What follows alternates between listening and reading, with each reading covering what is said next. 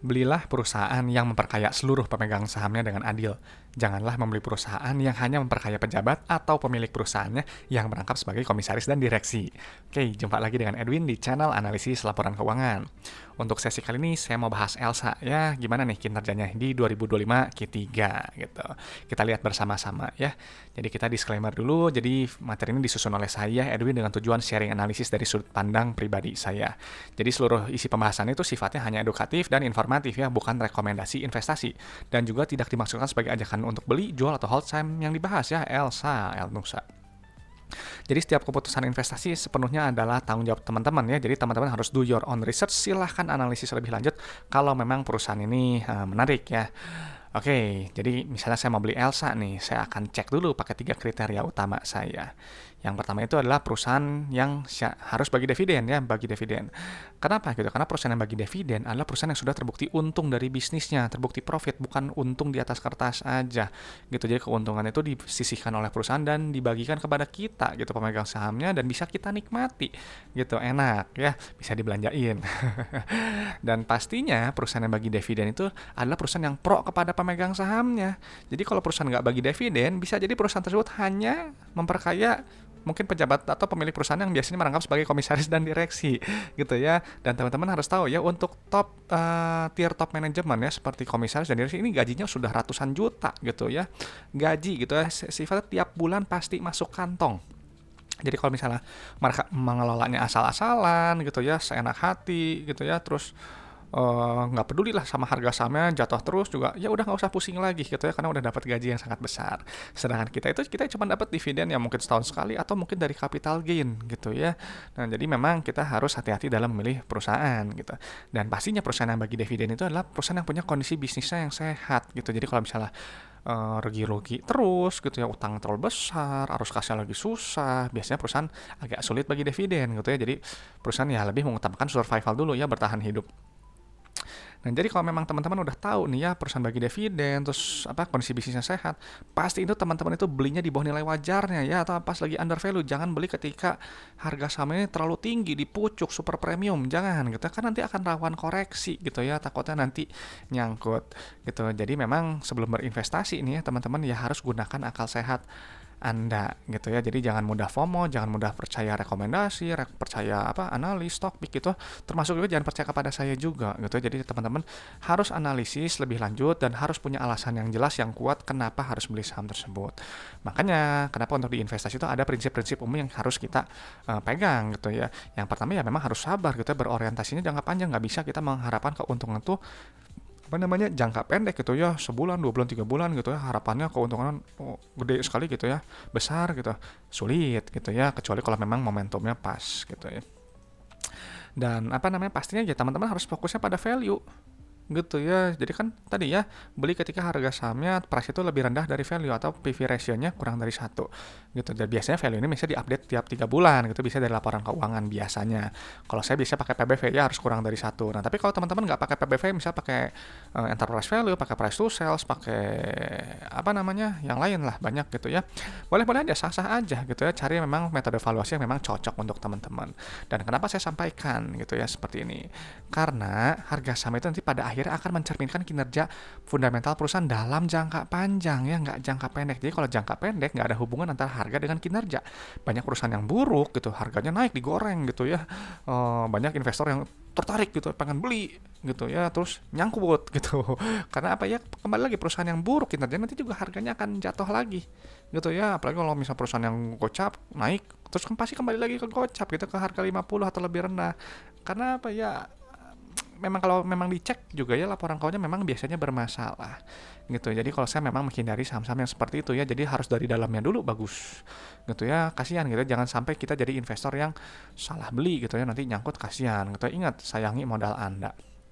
Nah, jadi memang sebelum beli saham ya harus dianalisis ya. Kalau saya sedikit pakai analisis sedikit dari fundamental ya, khususnya di laporan keuangan, ditambah sedikit rasio sama tadi pakai valuasi sahamnya pakai PBV kurang dari 1 ya kalau saya gitu. Jadi memang bosnya memang harus paham gitu ya laporan keuangan gitu. Kenapa? Karena nanti si laporan keuangan itu nanti akan bercerita tentang kondisi perusahaannya gitu, lagi sehat atau lagi sakit gitu. Nanti biasanya akan muncul 7 ciri perusahaan sehat versi saya gitu ya. Antara lain ya bisnisnya sehat ya, kasnya nyata, ada likuiditas, keberlangsungan operasinya bagus, bisa bayar dividen, profit, nggak bergantung utang terlalu besar, bertumbuh, berekspansi jangka panjang, dan juga menjaga kepercayaan kita investornya dan juga kreditornya. Dan pastinya kita sebagai investor itu nanti akan diuntungkan lewat valuasi harga sahamnya yang naik gitu ya, seiring dengan kinerja perusahaannya gitu ya, dan juga stabil ketika ada penurunan jangka pendek, nanti dia akan kembali lagi ke harga awalnya atau mungkin naik lebih tinggi selama kita belinya itu nggak di harga yang terlalu premium ya gitu ya belinya. Makanya gitu harus kita perhatikan harga beli kita. Dan nanti teman-teman ini si Elnusa ya, si Elsa nanti bisa akan saya pindahkan ya ke Excel seperti ini gitu. Ini teman-teman boleh download ya gratis ya Excelnya gitu ya, linknya ada di deskripsi video, passwordnya ALK Edwin. Oke ya, jadi kita langsung aja nggak pakai nanan ini gitu ya, kita langsung ke analisis ya gitu. Oke teman-teman, jadi untuk Elsa saya udah masukin ya gitu ya, kriteria yang biasa saya gunakan ada di sini saya gitu. Nah yang pertama itu dividend payment history ya, dan untuk Elsa gitu ini perusahaan menarik gitu ya, karena dia 3 tahun terakhir dia bagi dividen, dia lolos screening gitu ya, lolos screening saya gitu. Jadi udah bisa layak dianalisis lebih lanjut ya, kita lihat gitu. Dan teman-teman kita harus cek ya sebelum kita pindahin data. Ini kan 2005 Q3 ya, ini 2005 Q3 satuannya juga dicek. Nah satuannya jutaan ya, udah benar. Nah oke ya, jadi untuk data yang kita pindahkan pertama adalah Kastara Kas ya, nilainya yang ini gitu. Nah kenapa Kastara Kas ini harus kita pindahkan? Karena Kastara Kas ini adalah uang total yang berada di dalam dompet perusahaan gitu. Jadi si uang kas itu dia punya fungsi ya, fungsinya untuk bayar operasional, bayar ekspansi usaha, dan juga bayar pinjaman ke bank kalau punya gitu. Jadi nilainya jangan terlalu sedikit, hati-hati ya, kurang kas susah nanti bisa nggak bayar operasional atau mungkin nggak bisa ketiganya gitu. Nah nilainya juga jangan terlalu besar, karena kalau terlalu besar berarti perusahaan manajemen perusahaan kurang pintar gitu ya mengelola kelebihan kasnya gitu. Buat apa gitu, padahal kelebihan kas itu bisa kita nikmati oleh pemegang sahamnya dengan cara apa ya, dengan bayar dividen lebih besar atau lebih sering gitu, atau bayar ekspansi usaha, berekspansi, atau bayar pinjaman ke bank yang masih ada gitu ya, yang utang berbunga supaya beban bunganya lebih ringan atau menghapus bunga. Atau yang terakhir ya paling gampang ya udah buyback saham aja, simpel ya, untuk membagi memperkecil faktor pembagi antara EPS dan DPS-nya, dividen per share dan earning per share-nya gitu. Jadi kita dapatnya lebih besar gitu ya, kita diuntungkan gitu sebagai pemegang sahamnya. Nah setelah itu kita langsung pindah ke bagian ekuitas ya. Nah ini di ekuitas langsung pilih ke bagian saldo laba ya, yang ini saldo laba. Nah ini kita pindahin gitu. Nah saldo laba ini pentingnya harus selalu dilihat buat saya, karena saldo laba ini adalah total akumulasi keuntungan yang telah dihasilkan perusahaan dari semenjak perusahaan ini berdiri ya, pertama kali beroperasional sampai sekarang 2025 Q3 gitu. Jadi si Elsa ini telah menghasilkan total profit sebesar sekitar 4 triliun gitu ya, dari dulu sampai sekarang 4 triliun gitu, dan ini di luar dividen yang dibagikan gitu. Jadi ini perusahaan sudah terbukti untung, terbukti profit nyata gitu, bisa bayar dividen juga.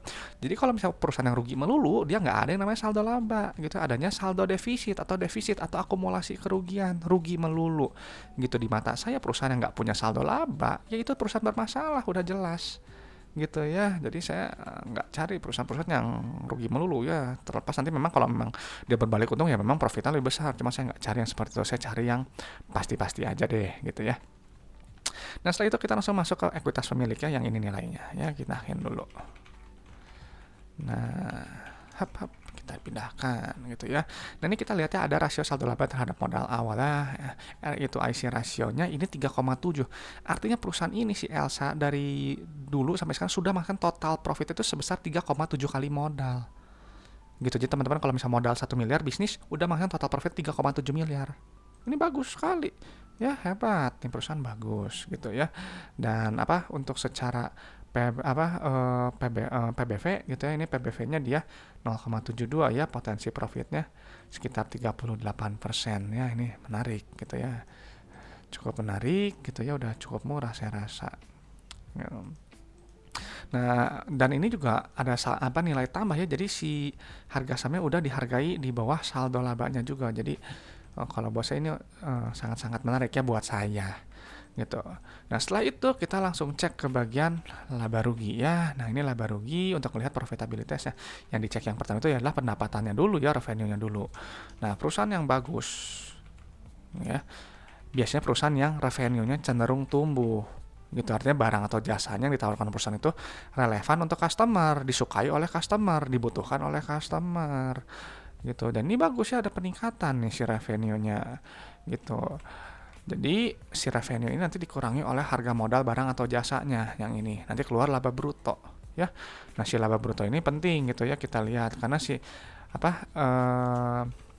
laba bruto ini untuk melihat gitu inti efisiensi perusahaan ya secara langsung gitu, dan juga untuk melihat kemampuan perusahaan dalam menempatkan harga jual barang atau jasanya di atas harga modalnya gitu. Jadi kan misalnya nih margin GPM ini 10%, ya berarti kan jual barang 100.000, modal 90.000, ambil untung 10.000 gitu ya. Jadi sebenarnya semakin besar GPM semakin bagus karena semakin besar nanti ruang untuk net profitnya, karena si gross profit ini nanti dikurangi oleh beban penjualan, beban umum, beban bunga, pajak, DL nanti keluar di laba periode berjalan, angka final laba bersih yang ini gitu. Jadi inti si laporan laba rugi itu ya si ini biasanya laba bersihnya gitu, perusahaan ini untung atau enggak ya gitu. Dan untuk periode yang sekarang gitu ya, ini kan udah naik nih ya, revenue naik, gross profit naik dikit, coba net profitnya agak turun sedikit gitu ya.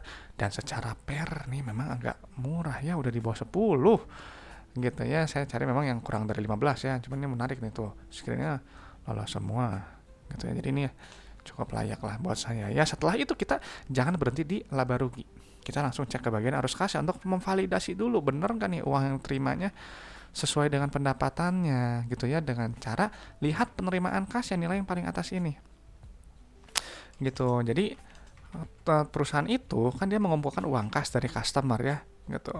Nah itu rasionya ini 96% gitu. Jadi si Elsa ini gitu ya, dia kan mengaku pendapatan 10,4 triliun.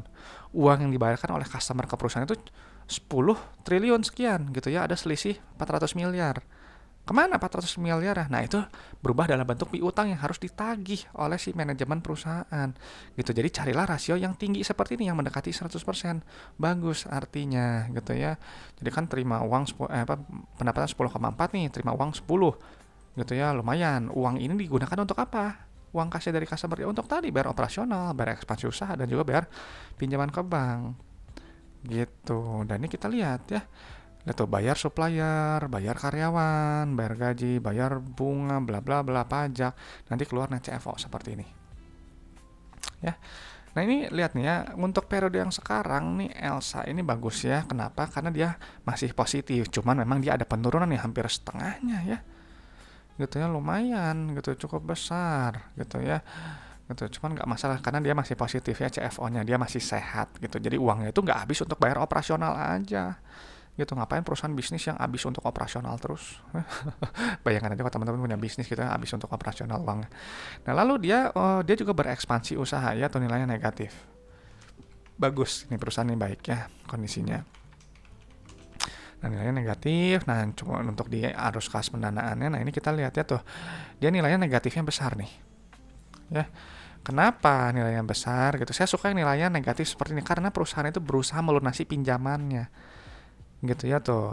Pembayaran pinjaman ke bank nilai negatif. Kalau menerima pinjaman nilainya positif.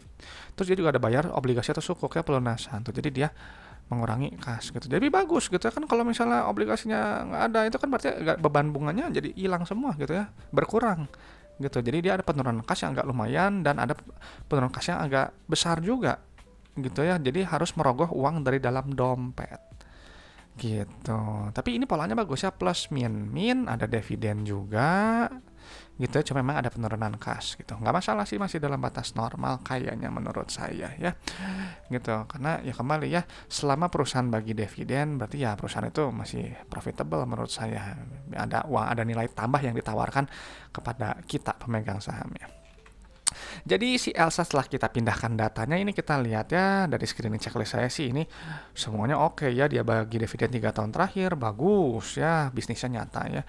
Lalu juga dia sudah makan total profit 3,7 kali modal ya, baik sekali. Dan untuk PBV dia 0,72 gitu ya, potensi profitnya 38% gitu kalau mencapai PBV 1. Dan dia juga profitable ya, berhasil keuntungan, PER juga udah cukup murah ya, di bawah 10 gitu. Dan secara untuk manajemen uang kas ini juga sangat baik ya untuk yang periode sekarang meskipun ada penurunan kas yang agak lumayan besar gitu. Jadi kalau buat saya sih Elsa ini memang buat saya ya layak masuk watchlist saya gitu ya. Harus kita tinggal dilihat aja lebih lanjut gitu ya. Lebih lanjut gimana gitu. Kalau saya biasanya langsung cek ini rasio lancarnya aja dulu ya. Ini 7, ini 4 ya, berarti rasio lancarnya 2 kali, berarti dalam jangka pendek setidaknya udah aman gitu. Lalu untuk jangka jauhnya kita jarak jauhnya total liabilitas 4,9, ekuitasnya berapa 5, wah ini DR masih kurang dari 1 ya meskipun agak mepet, cuman masih lumayan ya, berarti untuk jangka panjang setidaknya ya masih lumayan ya, lebih dari setahun ya.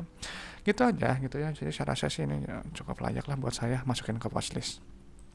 Itu aja gitu ya. Nah, nggak tahu nih untuk teman-teman, untuk Elsa menarik nggak nih ya gitu ya setelah melihat seperti ini gitu ya. Boleh teman-teman sharing pendapatnya di kolom komentar gitu ya. Kalau menarik gimana, nggak menarik gimana gitu. Dan ingat yang harus saya sampaikan gitu, yang namanya analisis laporan keuangan itu adalah analisis kinerja masa lalu. Ya, jadi ke depan kita nggak pernah tahu. Nggak tahu apakah dia membaik atau memburuk, nggak tahu. Cuman kalau saya memang sukanya yang pasti-pasti gitu, yang bisa dilihat angkanya. Oh, angkanya bisa lihat, oh bisa dianalisis. Nah ini, kalau saya memang biasanya seperti ini dari 2016 sampai sekarang gitu. Nah, oke teman-teman, dan mungkin kalau teman-teman ada request saham gitu ya, dipending dulu sampai ke minggu 1 sama minggu 2 ya. Ini baru mulai saya bahas itu di bulan Desember karena saya masih ada saham prioritas yang harus saya bahas duluan. Dan mungkin itu aja gitu ya. Mungkin teman-teman yang udah sering nonton video saya, pembahasan saya mungkin sekarang agak berbeda ya, mungkin lebih ringkas gitu ya. Ada beberapa yang mungkin lebih, yang saya katakanlah saya efisienkan gitu ya, supaya lebih fresh aja gitu. Gitu. Oke teman-teman, semoga bermanfaat sharing dari saya, semoga bisa memperkaya pandangan teman-teman dalam menilai suatu perusahaan ya. Saya Edwin dari channel Analisis Laporan Keuangan. Sampai jumpa di video-video berikutnya.